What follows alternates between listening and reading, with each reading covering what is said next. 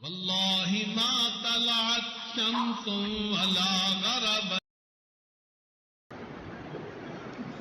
ہمارے قریب علاقے میں ایک عورت گزری ہے، اس کا نام مشہور تھا کہ یہ تو حافظ تائی کی بہن ہے، بڑی سخی عورت تھی۔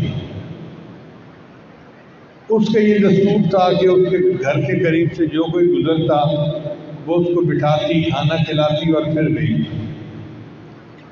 اللہ کی شان دیکھیں کہ گاؤں جو ہے وہ بالکل سڑک کے کنارے پہ تھا۔ اب جو دیہات کے لوگ ہوتے تھے وہ سڑک پہ آتے اور وہاں سے بس لے کے شہر آتے تھے۔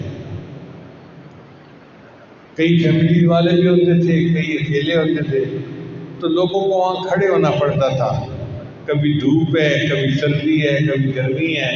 اس نے اپنے خاوند کو مشورہ دیا کہ مسافر لوگ یہاں آتے انتظار کرتے ہیں، اگر ہم ایک چھت سی بنا دیں تو ان کو آسانی ہو جائے گی، سایہ مل جائے گا۔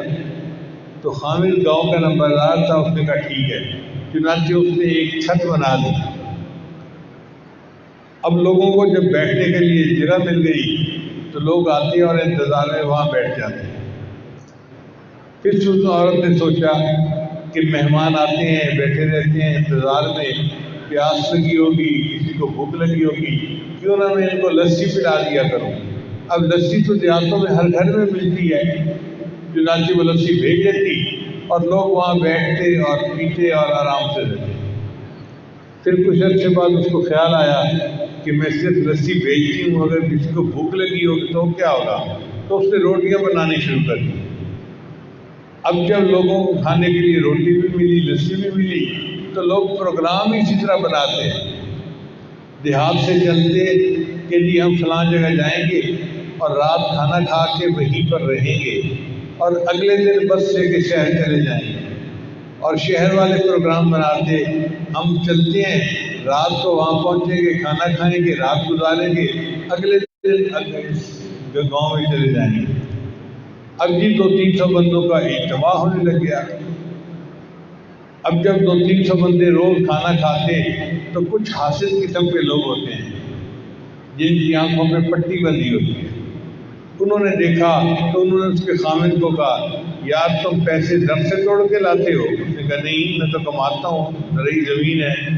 اس نے کہا یار یہ جو تم 200-300 بندوں کو روز کھانا کھلاتے ہو نا، تو یہ تمہاری بیوی تمہیں کنگال کر دے گی۔ انہوں نے ایسے خاوند کے کان بھرے کہ خاوند نے فیصلہ کر دیا کہ جی ٹھیک ہے، یہ مفت خوری کھانا کھا جاتے ہیں، ہم آج کے بعد کھانا نہیں دیں گے۔ دسترخوان بند کر دیا گیا۔ بیوی کو پتہ چلا تو بیوی کو صدمہ تو بڑا ہوا، مگر وہ سمجھدار تھی، اس نے خاوند سے بات نہیں کی۔ ایک دن گزرا تو بیوی بڑا غمزدہ تھی، گھر میں تھی، تو خاوند نے محسوس کیا کہ اس کی طبیعت بجھی بجھی ہے، یہ ہنس مسکرا کے بات نہیں کر رہی۔ تو خاوند نے بیوی سے پوچھا کیا ہوا، آج تم ذرا ڈپریس نظر آتی ہو؟ اس نے کہا ہاں طبیعت خراب ہے بس۔ تو خاوند نے کہا کہ کیا خیال ہے، چلو میں تمہیں زمینیں دکھانے کے لیے لے چلتا ہوں، ذرا کھلی ہوا میں جاؤ گی اور فصلیں دیکھو گی تو تمہارا دل خوش ہو جائے گا۔ اس نے کہا بہت اچھا۔ چنانچہ بیوی اپنے خاوند کے ساتھ اپنی زمینوں پر آ گئی۔ اب وہاں پر تھوڑی دیر تو فصلیں دیکھتی رہی، پھر ایک جگہ کنواں چل رہا تھا، وہ آئی اور کنویں کے پاس آ کر بیٹھ گئی۔ خاوند نے پوچھا کیا کر رہی ہو؟ اس نے کہا بس میں دیکھ رہی ہوں، کنویں کو دیکھ رہی ہوں۔ کافی دیر کے بعد خاوند نے کہا کہ دیر ہو گئی، چلو واپس گھر چلتے ہیں۔ اس نے کہا ٹھیک ہے چلتے ہیں، لیکن دیکھ لیجیے رہی۔ تو خاوند قریب آیا اور اس نے آ کے پوچھا کہ اللہ کی بندی تم کنویں میں کیا بیٹھی دیکھ رہی ہو؟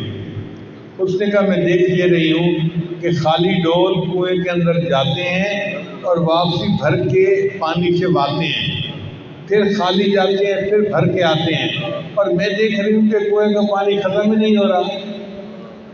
اس نے کہا اللہ کی بندی کنووں کے پانی کبھی ختم نہیں ہوتے، یہ خالی ڈول جاتے رہیں گے، بھر بھر کے آتے رہیں گے، تم دن رات بیٹھی رہو یہی منظر دیکھو گی۔